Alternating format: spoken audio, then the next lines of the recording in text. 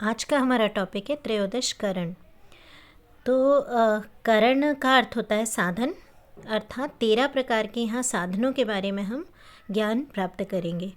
तो किस चीज़ के ये 13 साधन हैं उसको आगे आइए हम देखते हैं। तो त्रयोदश करण क्या है, सबसे पहले हम ये जानते हैं करण क्या है।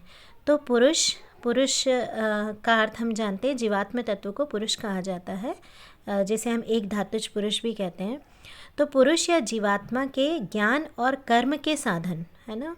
अब इसको समझ लीजिए कि जीवात्मा जिस भी प्रकार का ज्ञान प्राप्त कर रहा है या जो जो कार्य कर रहा है ना, वो कार्य या ज्ञान प्राप्ति हम किन्हीं साधनों के द्वारा करते हैं ना। ज्ञान प्राप्ति के जैसे हम इंद्रियों के द्वारा ज्ञान प्राप्त करते हैं, तो इंद्रियां क्या कहलाएंगी, करण कहलाएंगी। तो पुरुष अथवा जीवात्मा के ज्ञान के और कर्म के साधन, तो जो कर्म भी हम करते हैं वो किसी साधनों की सहायता से करते हैं, तो वो भी क्या कहलाते हैं, करण कहलाते हैं। और न केवल ज्ञान और कर्म के साधन को ही कहते हैं, बल्कि उस ज्ञान के फलस्वरूप और उन कर्मों के फलस्वरूप आत्मा जो भोग करती है ना, उसके साधन भी करण कहलाते हैं। और जैसे ही आत्मा को ज्ञान प्राप्त होता है अपने स्वरूप का, तो उसे मोक्ष की प्राप्ति होती है। तो मोक्ष की प्राप्ति में भी जो साधन बनते हैं उन्हें करण कहा जाता है। तो कर्णों की सहायता से ही जीवात्मा ज्ञान प्राप्त करती है, कर्णों की सहायता से ही जीवात्मा कर्म करती है, कर्म में सहायक होती है, और कर्णों की सहायता से ही उस जीवात्मा को मोक्ष भी प्राप्त होता है। तो जो इन चीज़ों में साधन बनते हैं उन्हें ही हम करण कहते हैं। तो करण किस प्रकार के होते हैं, 2 प्रकार के करण होते हैं या 2 प्रकार के साधन जीवात्मा को ज्ञान, कर्म और अपवर्ग की प्राप्ति के लिए बनते हैं। वो कहलाते हैं बाह्यकरण और अंतःकरण। तो बाह्यकरण क्या किसे कहते हैं, जो पंच ज्ञानेंद्रियाँ और पंच कर्मेंद्रियाँ हैं उन्हें बाह्यकरण कहते हैं। ये संख्या में 10 होती हैं, इनके बारे में हम पहले भी अध्ययन कर चुके हैं। तो बाह्यकरण है 5 ज्ञानेंद्रियाँ और 5 कर्मेंद्रियाँ। और अंतःकरण किसे कहते हैं, तो मन, बुद्धि और अहंकार, इन तीनों को अंतःकरण कहा जाता है। तो 3 प्रकार के अंतःकरण होते हैं। तो इस प्रकार से आचार्य चरक ने, इस प्रकार से कुल 13 करण होते हैं। आचार्य चरक ने अहंकार को नहीं माना है, इस प्रकार से उन्होंने करणों की संख्या 12 बताई है। तो मन, बुद्धि और अहंकार 3 अंतःकरण होते हैं, इनमें से एक यदि अहंकार को हटाया जाए तो 12 करण होते हैं। तो चरक ने मन, बुद्धि 5 ज्ञानेंद्रिय और 5 कर्मेंद्रिय, इस प्रकार 12 करण बताए हैं। कुछ अन्य आचार्य एक और अंतःकरण गिनते हैं, जैसे चित्त कहते हैं। तो अंतःकरणों की संख्या जब 4 मानी जाती है, यानी मन, बुद्धि, अहंकार और चित्त, तो इस प्रकार से 14 करण माने जाते हैं। तो इन जो 4 अंतःकरण कहे गए उसको अंतःकरण चतुष्टय कहा जाता है। तो इस प्रकार से हमारे पास 3 प्रकार के मतांतर है। एक मत 13 करण मानने का है, तो उसे त्रयोदश करण कहते हैं। एक मत 12 करण मानने का है, जैसे चरक ने बताया है। और एक मत से 14 करण माने जाते हैं, जिसमें अंतःकरण का चतुष्टय स्वीकार किया जाता है। 4 प्रकार के अंतःकरण स्वीकार किए जाते हैं। तो अंतःकरण चतुष्टय क्या होता है, तो अभी हमने बताया मन, बुद्धि, अहंकार और चित्त, ये अंतःकरण कहलाते हैं। ये चारों को मिलाकर अंतःकरण चतुष्टय कहा जाता है। इनके कर्म क्या क्या है, तो मन का कर्म संशय, संकल्प आदि है, यहाँ पर संशय बताया गया है वेदांत सार के अनुसार। और बुद्धि का कार्य निश्चय लेना है, अहंकार का कार्य गर्व करना है, और चित्त का कार्य स्मृति है। तो ये आत्मा की ही विभिन्न अवस्थाएं हैं, यानी जिस स्तर के द्वारा आत्मा संशय, संकल्प आदि कर्म करती है उसे मन कहा जाता है। जिस स्तर के द्वारा वो निश्चय लेती है उसे बुद्धि कहा जाता है। जिस स्तर के द्वारा गर्व की प्राप्ति होती है उसे अहंकार कहा जाता है। और जिस स्तर के द्वारा स्मृति आदि अपना कर्म करती है उसे हम चित्त कहते हैं। ठीक है। तो करणों के कार्य क्या होते हैं, करण मतलब सभी, हम अगर 13 माने या 14 माने, इन करणों के कार्य क्या रहते हैं। तो हमने जैसे इंद्रियों के बारे में तो पढ़ ही आए हैं। तो बाह्यकरण यानी कर्मेंद्रियाँ और ज्ञानेंद्रियाँ। तो ज्ञानेंद्रियों का कार्य है प्रकाशित करना, यानी किसी भी ज्ञान को प्रकाश में लेकर आना। ज्ञान प्राप्त करना। तो ज्ञानेंद्रियों के द्वारा प्रकाशित विषय कौन से होते हैं? शब्द, स्पर्श, रूप, रस और गंध। यानी ये जो बुद्धियाँ हमें प्राप्त होती हैं, शब्द की बुद्धि आदि, तो ये ज्ञानेंद्रियों का कार्य है।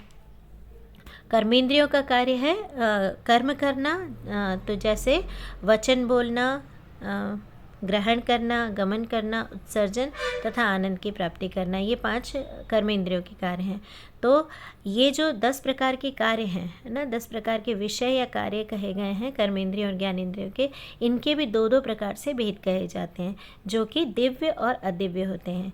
यही शब्द, स्पर्श, रूप, रस, गंध आदि यदि उच्चतम कार्यों के लिए उपयोग में लाए जाते हैं तो ये दिव्य कहलाते हैं, और यदि यही निकृष्ट कार्यों के लिए उपयोग में लाए जाते हैं तो फिर ये अदिव्य भेद के होते हैं। जो हमें बंधन में बांधे वो अदिव्य, और जो बंधनों से मुक्त करे वो प्रकार दिव्य कहलाता है। अब चलिए हम त्रिविध अंतःकरणों के बारे में ज्ञान प्राप्त करते हैं। मन, बुद्धि और अहंकार, ये 3 अंतःकरण कहे गए हैं। इसमें मन का कार्य, जहाँ पर त्रिविध अंतःकरण मानते हैं तो वहाँ पर मन का कार्य संकल्प करना बताया जाता है। बुद्धि का अध्यवसाय, यहाँ पर अध्यवसाय लिखा है, एक अध्यवसाय लिखा है, ये गलत शब्द है। अध्यवसाय है ना, अध्यवसाय का अर्थ होता है निर्णय लेना, जिसे हम कहते हैं निश्चयात्मिका बुद्धि। तो मन का कार्य जहाँ संकल्प आदि करना है, बुद्धि का कार्य निश्चय लेना है, और अहंकार का कार्य अभिमान करना है ना। ये इनके कार्य, व्यवसाय या वृत्ति कहे जाते हैं। और ये वाले जो इनके कार्य हैं, इसके अतिरिक्त भी अन्य कार्य करते हैं अंतःकरण, पर ये 3 कार्य वो हैं जिनके द्वारा हम इन अंतःकरणों की पहचान करते हैं। तो इन्हें क्या कहते हैं? इन जो पर्सनलाइज्ड कार्य हैं उन्हें हम कहते हैं स्वालक्षण्य। तो मन का स्वालक्षण्य अगर हम पूछेंगे तो क्या है? संकल्प करना। इसी प्रकार इन्हें प्रत्यात्म लक्षण या असाधारण लक्षण भी कहा जाता है। तो ये 3 जो कर्म हैं वो प्रत्यात्म लक्षण, स्वालक्षण या असाधारण लक्षण कहलाते हैं प्रत्येक के। अब हम यहाँ ये जानेंगे कि बाह्यकरणों और अंतःकरणों में प्रधान कौन कहा गया है। तो बाह्यकरण यानी ज्ञानेंद्रिय और कर्मेंद्रिय, और अंतःकरण यानी मन, बुद्धि और अहंकार, और अगर हमें अंतःकरण चतुष्ट माने तो चित्त। इसमें प्रधान कौन होता है? तो अंतःकरणों को प्रधान माना जाता है। इसका कारण यहाँ बता रहे हैं कि अंतःकरण बाह्यकरणों के ऊपर क्यों प्रधानता रखते हैं। तो उसका पहला कारण यह है कि बाह्य जो करण हैं यानी ज्ञानेंद्रिय और कर्मेंद्रियाँ, उससे हमको केवल वर्तमान काल का ज्ञान प्राप्त होता है। जैसे अभी आप मेरा शब्द सुन रहे हैं, अगर मेरी साउंड सुन रहे हैं तो ये वर्तमान में सुन रहे हैं, है ना। तो आपकी जो श्रोतेंद्रिय है उसके द्वारा जो ज्ञान प्राप्त हो रहा है वो वर्तमान में प्राप्त हो रहा है। पर मन आदि के द्वारा हम कैसा ज्ञान प्राप्त करते हैं? भूतकाल का भी, वर्तमान काल का भी और भविष्य काल का भी। तो इन अंतःकरण त्रय जो हैं, इनमें भूत, वर्तमान और भविष्य तीनों कालों के ज्ञान का सामर्थ्य प्राप्त रहता है, हमेशा प्राप्त रहता है। इनका जितना अधिक हम इनको सिद्ध कर पाते हैं उतनी ही अच्छी हमें इनकी शक्ति प्राप्त होती जाती है, पर इनमें ये सामर्थ्य अविच्छिन्न रूप से हमेशा रहता है।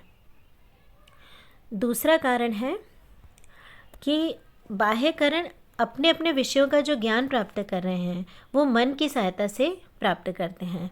आपको मैंने मन के बारे में भी जब टॉपिक पढ़ा है, आपने पढ़ा होगा, तो उसमें आपने बताया था कि मन को उभयेंद्रिय कहते हैं, इसलिए क्योंकि मन ज्ञानेंद्रियों के कार्यों में सहायक भी होता है और अपने स्वयं के कर्मों को भी करता है। तो ज्ञानेंद्रियां और कर्मेंद्रियां तब तक अपने अपने कार्यों का संपादन नहीं कर सकती जब तक मन का वहाँ पर योग ना हो, है ना। मन का ये लक्षण भी कहा गया है कि मन की उपस्थिति में ही ज्ञान होता है, और मन की अगर अनुपस्थिति है तो ज्ञान प्राप्त नहीं होता है। तो बाह्यकरण जो हैं, यहाँ कारण लिखा है, इसको करण कर लीजिएगा। बाह्यकरण जो हैं वो अपने अपने विषयों का ज्ञान जब प्राप्त करते हैं तो वो मन की सहायता से ही प्रवृत्त होते हैं, मन की अनुपस्थिति में ज्ञान प्राप्त नहीं होते। परंतु अंतःकरण जो हैं वो स्वतंत्र रूप से अपना कार्य करने में समर्थ होते हैं, उन्हें किसी और की सहायता की आवश्यकता नहीं होती है, वो स्वयं स्वतंत्र रूप से अपना कार्य कर सकते हैं। तीसरा ये है कि मन का, हमने अभी शुरू के ही पॉइंट में बताया था जब हम अंतःकरणों के बारे में बता रहे थे, तो कि मन का अपना लक्षण जो है वो संकल्प है। इसी प्रकार बुद्धि का अध्यवसाय या निश्चयात्मक ज्ञान और अहंकार का अभिमान है। हम जितने भी कर्म कर रहे हैं ये इनके द्वारा ही नियंत्रित होते हैं, जैसे अगर मन संकल्प ही ना लेगा तो आप आगे के कुछ कार्य कर ही नहीं पाएंगे। तो सबसे पहले हम संकल्प लेते हैं मन में कि ये कार्य हमें करना है, उसके बाद ही इंद्रियां उस कार्य को करने के लिए प्रवृत्त होती हैं।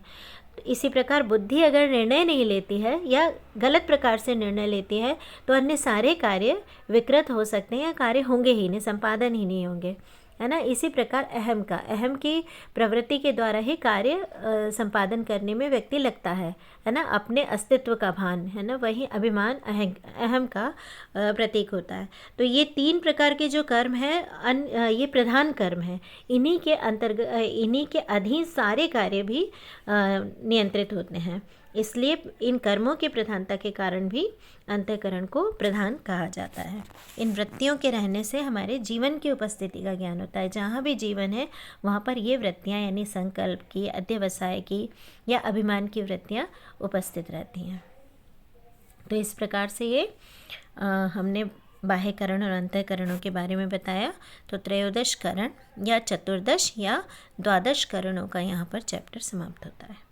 अगला चैप्टर के लिए हम नेक्स्ट स्लाइड के साथ में उपस्थित होंगे। तब तक के लिए धन्यवाद।